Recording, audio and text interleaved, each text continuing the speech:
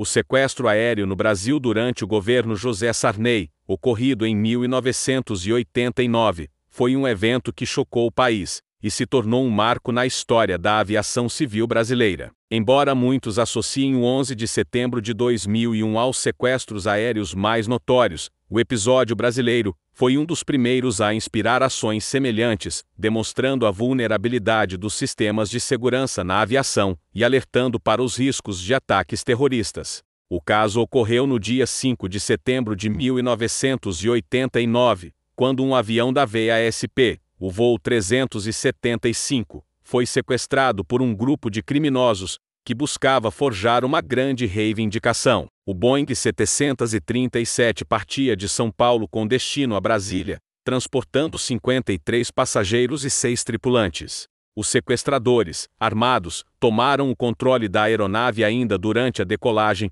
e exigiram a presença de um emissário do governo federal. Eles fizeram várias exigências, incluindo a liberação de prisioneiros políticos e o desvio do voo para o exterior.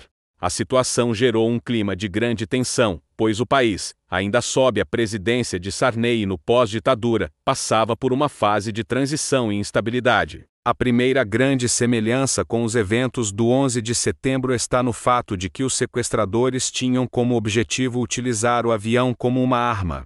Embora o sequestro brasileiro tenha sido resolvido sem mortes, o acontecimento gerou discussões sobre a segurança nas aeronaves e o risco de tais ações serem usadas de forma ainda mais destrutiva. Nos anos seguintes, observadores apontaram que o sequestro no Brasil foi uma espécie de ensaio para o tipo de ação que aconteceria mais tarde nos Estados Unidos. Embora o sequestro do voo 375 não tenha resultado em uma tragédia como o 11 de setembro, ele abriu um precedente. O caso trouxe à tona a vulnerabilidade dos sistemas de segurança da aviação comercial e, após o incidente, os protocolos de segurança para o transporte aéreo começaram a ser reavaliados. Na década de 1990, diversas mudanças foram implementadas nos sistemas de monitoramento, controle e segurança dos aeroportos e aeronaves, incluindo a instalação de portas blindadas nas cabines dos pilotos e o treinamento mais rigoroso para a tripulação, em caso de sequestros.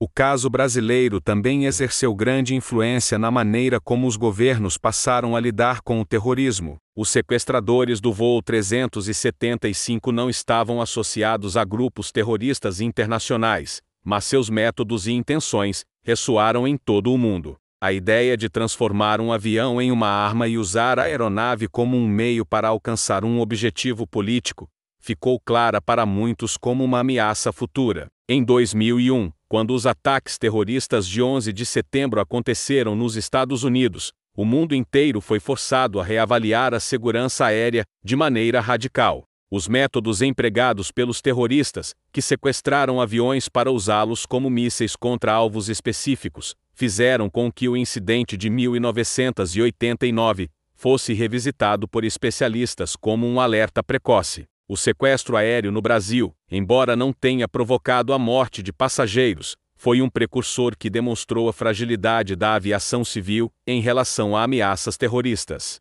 Hoje, muitos analistas e historiadores argumentam que o sequestro do voo 375 foi um evento-chave na história da segurança aérea, cuja importância foi reconhecida décadas depois, especialmente após os devastadores ataques de 11 de setembro. Ele exemplifica como episódios de violência e terrorismo podem ser catalisadores de mudanças globais e reformas em áreas críticas, como a aviação, e como o mundo muitas vezes aprende com tragédias passadas antes que o pior aconteça.